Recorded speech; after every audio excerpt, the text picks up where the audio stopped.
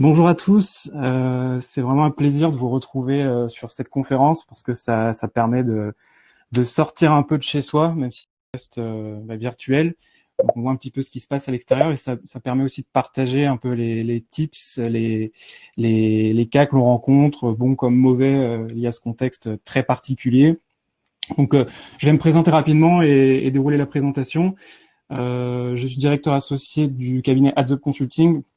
Donc, pour ceux qui ne connaissent pas, Heads Up est aujourd'hui le premier cabinet indépendant de France spécialisé en stratégie et prise de campagne paid, donc paid search, SIA, paid social et aussi display programmatique. On a la chance d'accompagner aujourd'hui plusieurs centaines de clients dans tout type de secteur d'activité. Ça va vraiment de la petite start-up à des très grosses entreprises et de belles références comme Nocibé, comme La Fourchette, comme Corsica Ferries. Donc en fait, ça nous confère, j'allais dire, une visibilité assez importante sur les différents secteurs d'activité.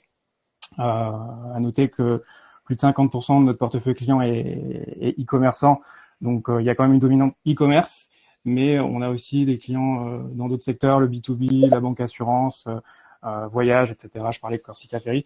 Donc on a cette visibilité via le volume essentiellement de requêtes search et on a j'allais dire une overview assez complète des différents secteurs d'activité et donc des impacts que cette crise amène sur ces différents secteurs ou des bénéfices parce que certains sont mieux lotis que d'autres, hein, très clairement on va le voir, euh, des bénéfices dont certains peuvent aussi en retirer.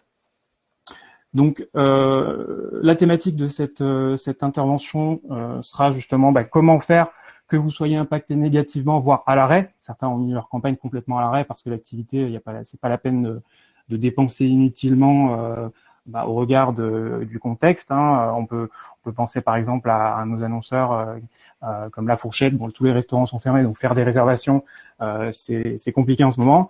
Donc voilà, l'idée c'est que vous soyez impacté négativement ou positivement. Je pense à un autre client par exemple qui est Saveur Bière, je ne sais pas si vous connaissez, vente de bière en ligne, ils sont basés à Lille. Eux, c'est l'inverse, ils font face à un surcroît d'activité colossal. J'imagine que les gens ont envie de prendre l'apéro chez eux pendant le confinement, et donc ils n'étaient pas du tout préparés à ça, ce qui fait qu'il y a un pic d'activité à la logistique qui, dans ce contexte aussi avec le droit de retrait, etc., fait que euh, ben, eux, c'était le contraire. Enfin, c'est le contraire. Ils ont du mal à encaisser la charge de commande. Voilà, c'est vraiment le grand écart d'un acteur à l'autre. Donc, que vous soyez impacté négativement ou positivement, entre guillemets, comment faire pour adapter sa communication en search? Est-ce qu'il faut continuer de diffuser les campagnes? Est-ce qu'il faut quelle stratégie adopter? Comment parler aussi sur Google et les moteurs de recherche à ses prospects, ses clients? C'est ce qu'on va voir ensemble. Euh, Tac. Donc, intro légère, j'allais dire, pour vous montrer un peu que certains secteurs s'en sortent très bien. Voilà, c'est vraiment une overview sur quelques requêtes qu'on a regardées avec Google Trends. Donc YouTube, bien sûr, pic de requêtes, Disney+, pic de requêtes, donc tout ce qui va toucher au divertissement, au streaming, Netflix, aussi pic de requêtes, donc ça fait partie des sociétés qui s'en sortent très bien. Télécharger film, pic de croissance aussi. Divertissement, bon là, réservé à un public majeur qui fonctionne très très bien aussi. Quelques requêtes amusantes comme vélo d'appartement qui a explosé. C'est une des explosions les plus flagrantes qu'on a constatées. Les gens qui veulent faire du sport à la maison, donc qui veulent acheter un vélo d'appartement. Encore du divertissement à la maison, puzzle, et aussi toute la partie alimentaire, donc livraison, courses, acheter en ligne. Voilà, ça vous donne un rapide aperçu. Pour vous montrer, là, toutes les requêtes que j'ai montrées ici, ce sont des requêtes sur lesquelles il y a une vraie hausse de la demande. Donc, il y a une sorte d'effet d'aubaine, hein, pour parler ainsi, malgré le contexte négatif. Certains secteurs s'en sortent bien sûr mieux que d'autres. Donc, ça, c'était quelques requêtes à la volée. Je vais vous montrer maintenant par secteur d'activité. Alors, ce que je vous montre là fait partie d'un deck qu'on vous partagera à la fin de la conférence. Ça fera partie des goodies qu'on vous enverra.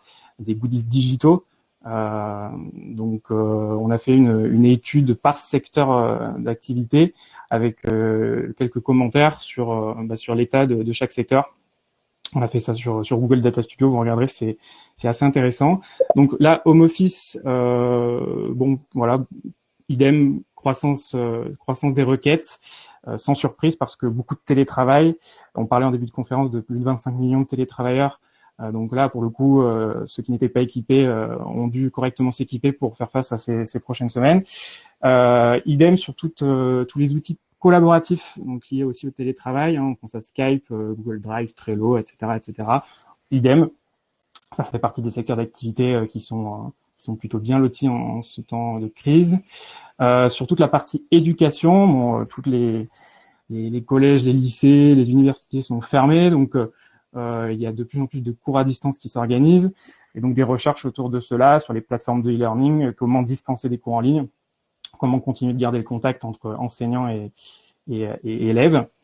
Sur la partie famille, là, sans surprise aussi, tout est en croissance, donc beaucoup de recherches en plus.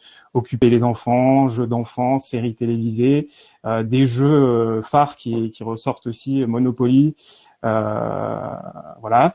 Sur le sport, idem, on a vu tout à l'heure avec vélo d'appartement, sport en ligne, tapis de gym, vidéo fitness, yoga, application fitness, beaucoup de demandes. Sur le secteur culture, donc là c'est plus mitigé. Disons que la part belle est faite au digital. Tout ce qui est point physique, malheureusement, chute drastiquement. Donc les musées, cinéma, théâtre, beaucoup moins de recherche, sans surprise. Et à contrario, un client par exemple comme Audible a vu son trafic exploser. Kindle, etc., livre audio. Donc ça semble là aussi assez cohérent. Sur toute la partie gaming, biodivertissement, quel que soit l'acteur ou le jeu, croissance aussi des requêtes. Sur la mode, alors là, c'est plus mitigé, il y a plutôt une tendance décroissante. Disons qu'il y a moins de recherche. Après, on voit sur certains clients que malgré la baisse du volume de recherche, les taux de conversion ont parfois tendance à être quand même un peu meilleurs. Disons que les gens qui font ce type de recherche ont peut-être plus un véritable besoin et une justification de faire cette recherche qu'en temps normal où les gens vont rechercher ça plus dans une optique long terme, de regarder un petit peu ce qu'ils veulent acheter dans les prochains mois. Là, ceux qui font les recherches ont tendance à plus commander, en tout cas à être plus pertinents en termes de trafic. Donc, à regarder au cas par cas. Mais il est clair que c'est probablement moins prioritaire pour les personnes en temps de crise. Sur tout ce qui est beauté, hygiène, idem, baisse du trafic, un peu moins prononcé que sur la partie mode, avec quelques exceptions. Bon, aussi sans surprise, gel hydroalcoolique qu'on a rangé dans la catégorie hygiène, qui là a vu son volume de requêtes exploser. Ça fluctue, mais je ne sais pas si vous voyez au tout début de la courbe sur gel hydroalcoolique, on était quasiment proche de zéro. Donc là, vraiment, la croissance est phénoménale. Encore une fois, on vous enverra le deck avec les commentaires à côté pour que vous ayez les chiffres précis.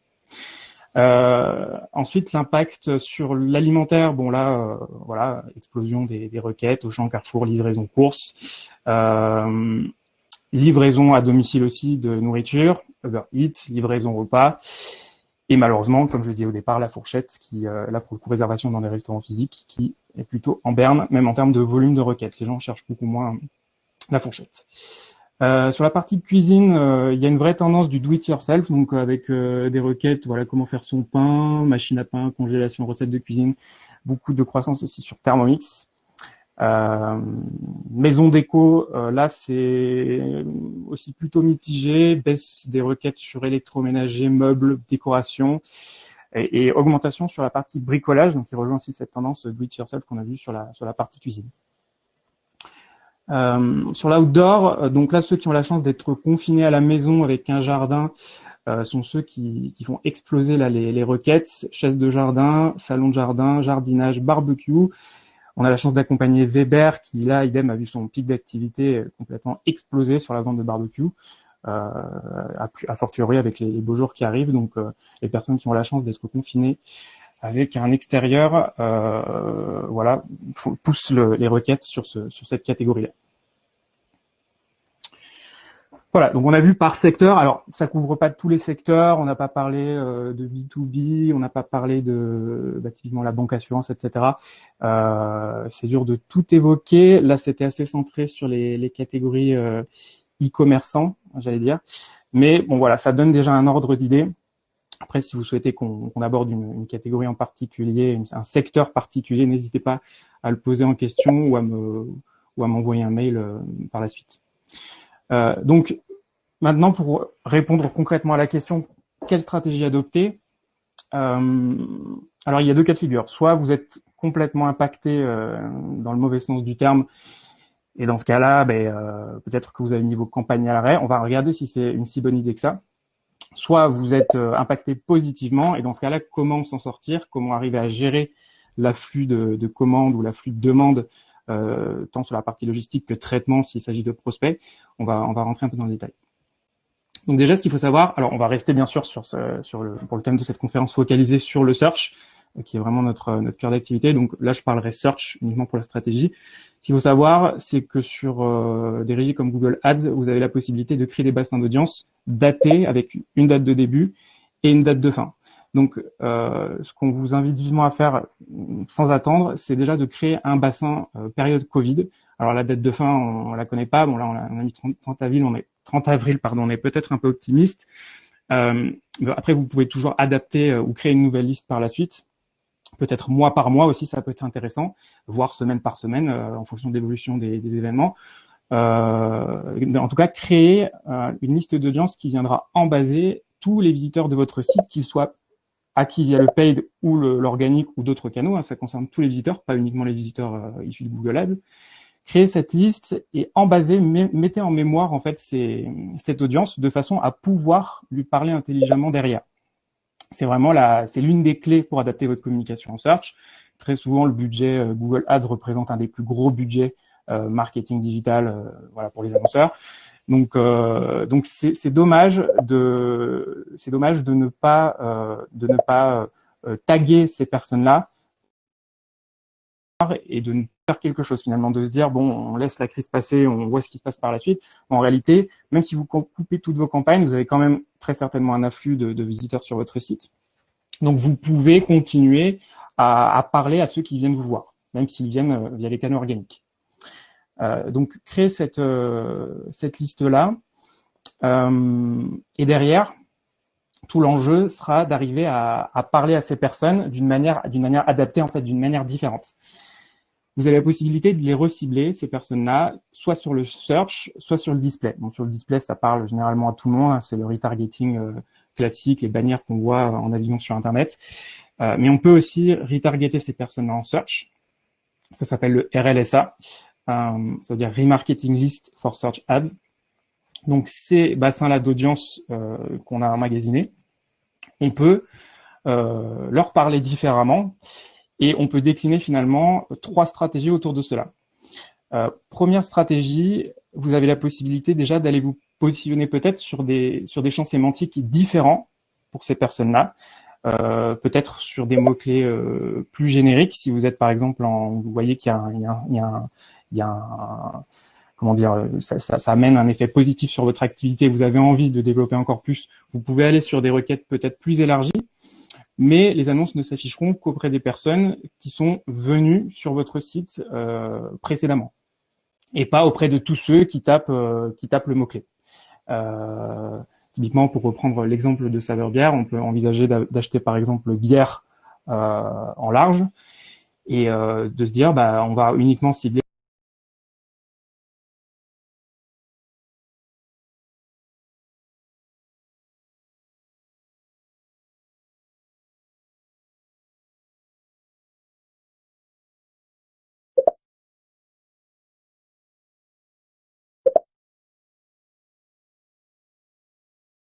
mieux afficher, avoir une meilleure part de voix et donc maximiser l'activité.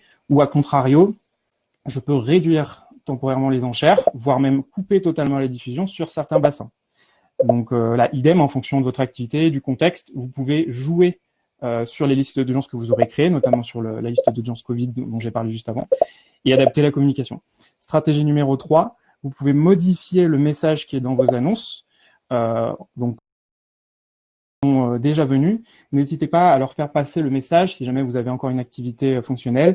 Par exemple, si vous êtes e-commerçant, que vous assurez bien la livraison à domicile, parce que beaucoup d'e-commerçants ont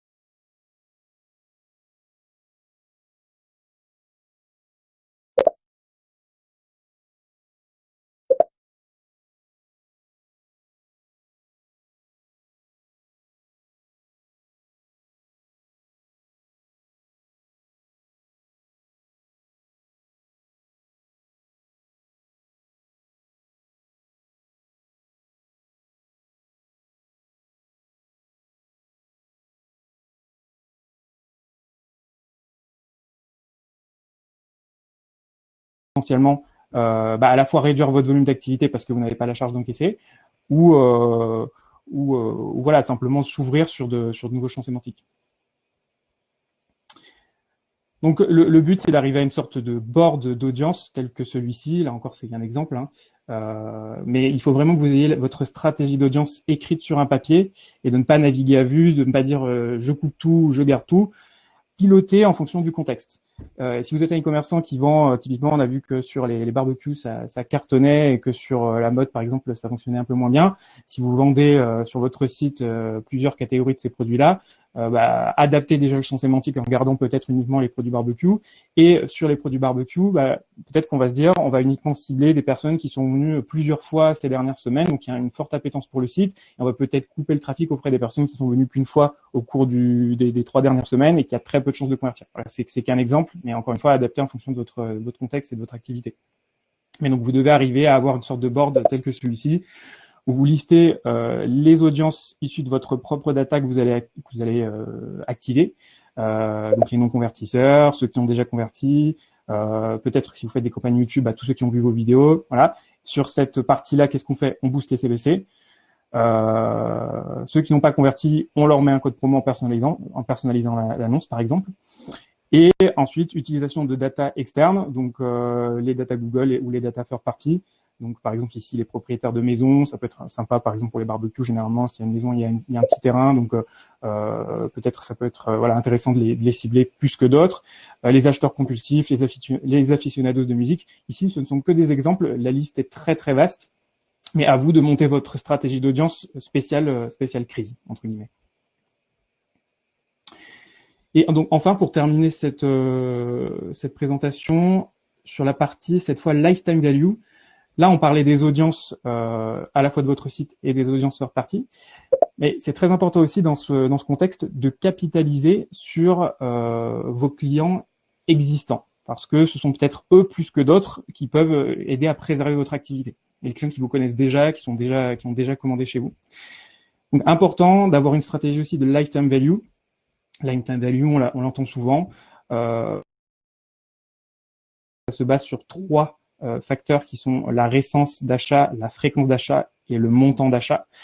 Donc l'idée, là après idem, il faut le déployer de votre côté en interne, c'est de catégoriser vos clients existants en fonction de ces trois facteurs. Donc là, on le voit sur ce tableau en abscisse, on a la récence. Donc plus on va sur la droite, plus la récence, moins la date de la dernière commande est éloignée. Donc plus le client est frais entre guillemets. Sur l'axe ordonné, on a la fréquence. Donc plus on va vers le bas, plus la fréquence d'achat d'un même client est importante. Et on a des sous-segmentations de montants de transactions. Donc à partir de là, donc ça il faut le sortir ou de votre base newsletter ou de votre DMP, peu importe ce que vous utilisez en interne. Et il faut constituer des blocs clients. Là on en a sorti 4 pour l'exemple, mais vous pouvez en sortir plus. Ici on en a identifié 4 principaux. Donc les anciens clients, le but ultime c'est de les faire revenir. C'est-à-dire qu'ils ont commandé, mais il y a longtemps, donc peu importe leur montant de panier, ils ont commandé, mais il faut essayer de les faire revenir vers vous. Ils sont plus frais, donc il faut les fidéliser. Et après, on a les top clients les plus intéressants, donc les clients à potentiel et les top clients, ça c'est ceux qui font des gros montants de panier et qui ont commandé très récemment et qui commandent souvent. Donc c'est vraiment votre must-have en termes de clients. Il faut absolument capitaliser sur ces clients-là. Et donc, vous devez aussi, au même titre que le board audience que j'ai présenté 3-4 slides avant, vous devez avoir une stratégie idem par bassin d'audience, mais cette fois-ci par bassin client, en fait.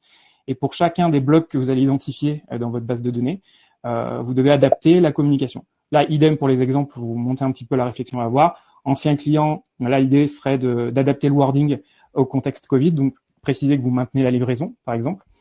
Les nouveaux clients, ceux-là, ils sont tout frais, il faut les fidéliser, donc peut-être qu'on va augmenter les enchères sur le search pour eux. On va personnaliser un message en mettant en avant une promotion que les autres ne verront pas, mais uniquement ces clients-là pour les inciter à refaire une commande derrière.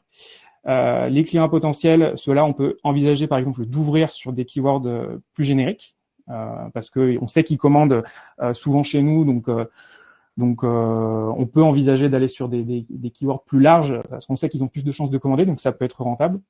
Et les top clients, ceux qui font des gros montants de panier, qui commandent souvent et qui ont commandé récemment, ceux-là, on peut même envisager, alors là c'est à débattre aussi, pourquoi pas de couper votre campagne de notoriété spécifiquement pour ces clients-là, parce qu'on sait que de toute manière, ils reviennent souvent chez vous, donc peut-être pas utile de continuer de dépenser sur la notoriété.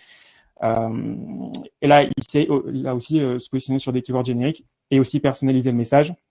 Vous pouvez faire un message exclusif pour votre top client avec une super promo ou un message un peu clin d'œil. Voilà. Après, c'est à vous d'un peu de jouer dans votre communication sur le message que vous voulez faire passer en fonction de votre segmentation client.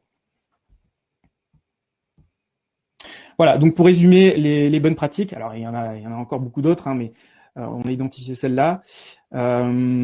Assurer la continuité et garder surtout en mémoire vos audiences. C'est clairement avec ça que vous allez pouvoir vous en sortir, que vous soyez à l'arrêt ou que ça explose votre activité en ce moment. Jouez avec vos audiences et pilotez plus finement vos budgets. Ensuite, réévaluer votre parcours de conversion pour l'adapter au comportement actuel de consommation. Je pense que Guillaume prendra le relais juste après, justement évoquera ces sujets-là. Continuez de communiquer avec vos clients à minima. Ne vous dites pas, allez, on va tout couper. Alors, sauf bien sûr, ça dépend des cas. Je peux pas parler pour tous les secteurs d'activité. Mais si vous avez l'opportunité de garder une com, au moins pour vos clients existants, faites-le parce que vous pourrez capitaliser dessus, parce qu'ils vous connaissent, ils auront plus de facilité à vous faire confiance. Concentrez vos investissements, évitez de vous disperser sur 50 000 plateformes et d'éclater votre budget. Si le budget est restreint, concentrez sur les canaux les plus efficaces. Adaptez votre message en fonction de vos audiences. Communiquez sur le contexte et sur vos solutions. Si vous maintenez votre activité, dites-le clairement dans le message. Et surtout, n'oubliez pas, qui dit crise dit normalement fin de crise. Toutes les crises ont une fin à plus ou moins long terme. Donc, anticipez la reprise d'activité et ne vous mettez pas en stand-by complet pendant cette période. Gardez un semblant de communication search pour garder au moins en mémoire tous ceux qui sont venus pendant ces moments-là et mieux pouvoir leur parler par la suite, mieux pouvoir communiquer avec eux. Voilà, on arrive à la fin de cette présentation. Je crois qu'il nous reste 3 minutes. Merci beaucoup Maxime, c'était très clair, j'ai appris énormément de choses. Effectivement, il nous reste 3 minutes, donc je vais sélectionner les questions qui ont eu le plus de votes. Encore une fois, pour les autres, je vous inviterai à contacter directement Maxime et Heads Up, donc via LinkedIn ou via les emails qu'on vous communiquera par la suite. Donc une question très intéressante, est-ce conseillé de couper ces campagnes SIA? C'est vrai qu'en cette période de crise, c'est une question que je pense beaucoup se posent. Donc ouais, la fameuse question, et on a beaucoup le débat avec nos annonceurs. Alors très clairement, si l'activité est complètement à l'arrêt, qu'il n'est rien possible de faire, que c'est 100% bloqué, vous savez que quoi qu'il arrive, vous pourrez générer zéro business. La question se pose, il est vrai. Néanmoins, pensez toujours à la future reprise. Est-ce qu'il vaut mieux complètement se stopper, à se dire que là, effectivement, à court terme, on fait pas de business, donc on arrête tout. Est-ce qu'on choisit cette option, ou est-ce que on garde un semblant quand même de trafic sur le site en acquisition et on garde en mémoire ces clients-là? Alors, à court terme, ils généreront rien, mais ils ont quand même de l'intérêt. C'est l'avantage du search, c'est qu'il y a quand même un besoin qui est exprimé, même en temps de crise. Et même si aujourd'hui vous ne pouvez pas y répondre, vous savez que ce besoin est présent parmi les personnes qui ont fait la recherche. Donc, vous pouvez plus tard réengager quelque chose qui sera passé. Donc, vous anticipez en interne. Très clair, merci Maxime. On a une deuxième question donc sur plutôt la partie cookie tiers, effectivement après les différentes annonces de Google Chrome, Safari et Firefox bientôt. Est-ce le début finalement de la fin des publicités via cookies? Ah oui, la fameuse question. Idem, c'est un débat très présent. Alors non, c'est jamais la fin. Hein. C'est toujours un peu le jeu du chat et de la souris. Il y aura Google qui va sortir une alternative, etc. Il y a des solutions tierces aussi, je pense notamment à Tag Commander qui propose des substituts pour malgré tout conserver le tracking le plus complet possible malgré ces restrictions. Et je ne doute pas qu'on trouvera encore d'autres solutions. Le sujet a toujours plus ou moins existé sur la confidentialité en plus maintenant l'entrée en application tout ce qui est RGPD, etc. Pour moi, c'est clairement pas la fin. Alors, je vois qu'on a beaucoup de questions aussi sur des questions sectorielles.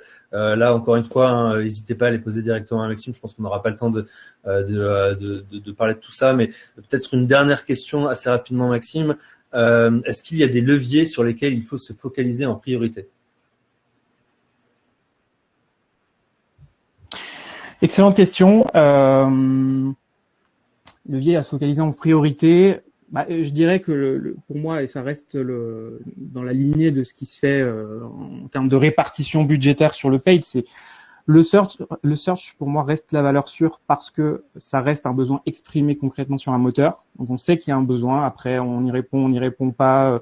C'est un besoin qui ne convertit pas. Il faut creuser. Mais pour moi en priorité c'est l'invest search à prioriser sur la partie paid. J'entends.